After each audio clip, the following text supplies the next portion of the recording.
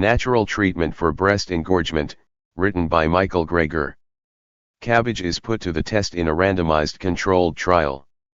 My video Benefits of Cabbage Leaves for Relief of Engorged Breasts opens with a photo published in the British Medical Journal of a woman with a cabbage leaf taped onto her knee to help with her osteoarthritis. In response to that picture, doctors wrote into the editor, asserting that cabbage leaves can help inflammation of any body part. You may even find that there is a cache of cabbage in the fridge of your local maternity unit. Why? Not only is cabbage cheaper than any of the exciting gel-filled pouches you can buy, but knees are not the only anatomical shapes that the leaves conform well to. Breast engorgement, when the breasts become overfilled with milk during breastfeeding and become hard, tight, and painful, can negatively impact both mother and infant alike. So, why not put cabbage leaves on them? A lactation consultant in a breastfeeding journal suggests wearing cabbage leaves either inside a bra or as a compress covered by a cool towel, as it evidently works like a charm.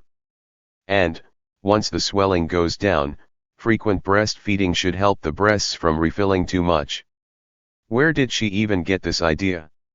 Well, after her son got in a car accident, she wrapped his leg in cabbage, and the rest is history.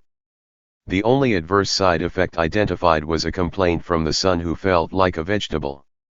Based on the information she collected, she concluded that cool green cabbage compresses have anti-inflammatory, anti-edema, anti-swelling and anti-infectious properties, but you don't really know, until you put it to the test.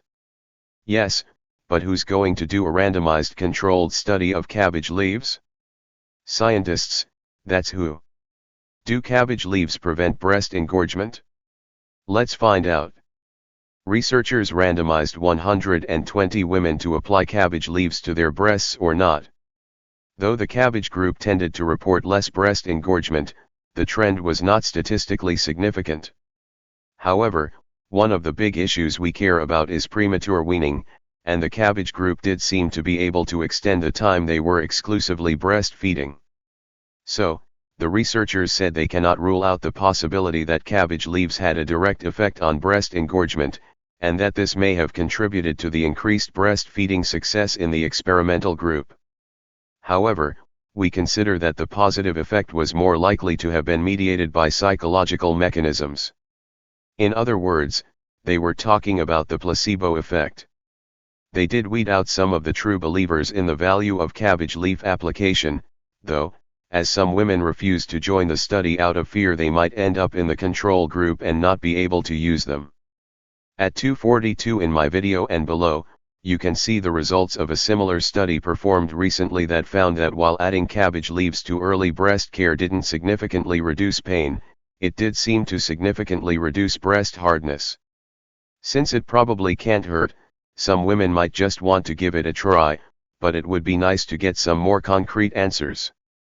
For example, how about a treatment trial instead of just prevention? Researchers suggest that women could be randomized to receive either hot or cold cabbage leaves, and to control for the placebo effect, you could use placebo cabbage, like iceberg lettuce leaves. In fact, since both breasts are affected, women could also be used as their own controls, using different treatments for engorgement on each breast, like a cabbage leaf on one breast and turning over a new leaf on the other. How about a comparison of chilled cabbage leaves versus chilled gel packs? Just cold alone decreases blood flow, and might therefore, decrease engorgement of the breast. On the other hand, cabbage leaves may contain a chemical that the mother's skin absorbs, thus reducing edema and increasing milk flow. You don't know, until you put it to the test. 34 lactating women with breast engorgement used chilled cabbage leaves on one breast and chilled gel packs on the other for up to 8 hours. Their pain levels were established before and after treatment. The result? There was no difference. Both treatments appeared to work about just as well, with 2/3 reporting relief within hours. Either way though, interestingly, the majority of mothers preferred the cabbage leaves. The similarity in the effect of both treatments may have been caused by the fact that both applied cold, although the effects of the cold in the cabbage leaves would have been transitory. So, Perhaps there's something special in cabbage leaves after all. What we need is a comparison of chilled versus room temperature cabbage, and we got just that. In another study, one breast got the chilled cabbage leaf and the other got a room temperature cabbage leaf, and there was no difference between the two. They both seemed to work, suggesting that it's not the cold itself that's doing it, but we still don't know what role the placebo effect is playing. If you were going to design a study to determine if there was some special compound in cabbage that could decrease breast engorgement, what would you do? You could try the iceberg lettuce, but if women have heard about the cabbage effect, they might have an expectation bias in favor of the cabbage. Well, how about using a cabbage leaf extract? Then, you can finally do a double-blind experiment where women are asked to rub on a cream containing either a cabbage leaf extract or a placebo cream, and they don't know which treatment they're getting. Researchers even added rosewater to both creams to camouflage any residual odor of cabbage in the experimental cream. The result? There was no difference in relief. Now, the decrease in discomfort produced by the cream was not as strong as that produced by the real cabbage leaves in the previous studies. The superiority of the whole leaves might be explained by a failure of the extract to contain the potentially active chemical in the cabbage leaves, or maybe the chemical broke down or wasn't concentrated enough, or maybe there was just a powerful placebo effect of wearing cabbage leaves. The bottom line is that, even though no active pharmacological substance in cabbage leaves has been identified in the literature, its convenient shape, low cost, wide availability, and purported soothing effect make it a sought-after treatment. Key takeaways. Breast engorgement, the overfilling with milk during breastfeeding, causes them to become hard, tight, and painful, negatively impacting mother and infant. Women randomized to apply cabbage leaves to their breasts tended to report less engorgement, but it was not statistically significant.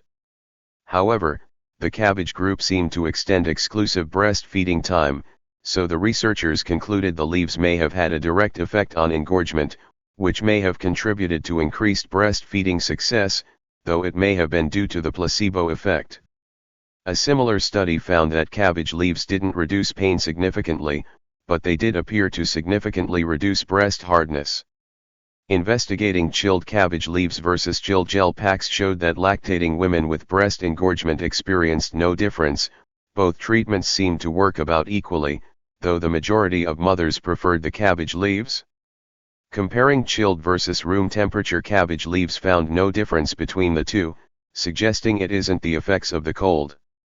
Researchers designed a double-blind experiment in which women applied a cream containing either a cabbage leaf extract or a placebo cream and found no difference in relief. It's possible the extract didn't contain the potentially active chemical in cabbage leaves, the chemical broke down, or it wasn't concentrated enough.